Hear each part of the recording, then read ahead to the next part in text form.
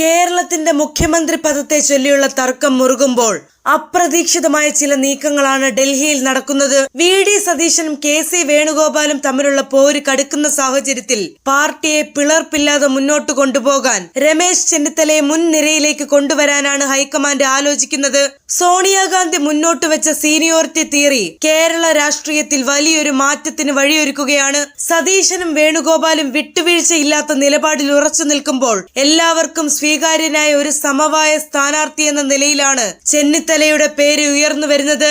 രാഹുൽ ഗാന്ധിയും പ്രിയങ്ക ഗാന്ധിയും കൂടി ഈ തീരുമാനത്തോട് യോജിച്ചാൽ ചെന്നിത്തല വീണ്ടും നായക സ്ഥാനത്തേക്ക് എത്തും. നിലവിൽ സതീശന് വേണ്ടി മുസ്ലിം ലീഗും കെ മുരളീധരനും ശക്തമായി വാദിക്കുന്നുണ്ട്. അതേസമയം ദേശീയ നേതൃത്വത്തിലുള്ള തന്റെ സ്വാധീനം ഉപയോഗിച്ച് കെ.സി. വേണുഗോപാലും കരുനീക്കങ്ങൾ നടത്തുന്നുണ്ട്.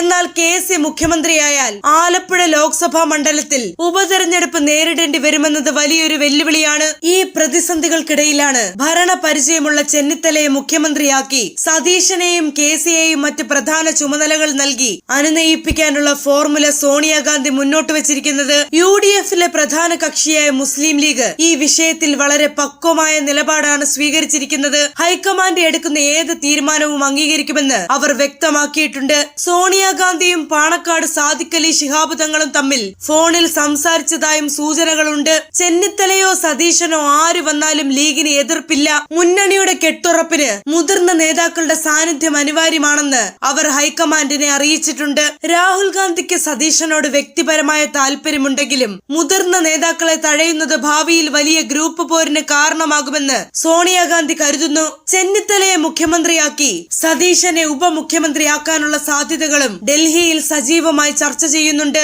എ ഗ്രൂപ്പും ഐ ഗ്രൂപ്പും എന്ന പഴയ സമവാക്യങ്ങൾ മാറി പുതിയ ചേരിതിരിവുകൾ വന്നതോടെ ഹൈക്കമാൻഡിന് കാര്യങ്ങൾ അത്ര എളുപ്പമല്ല.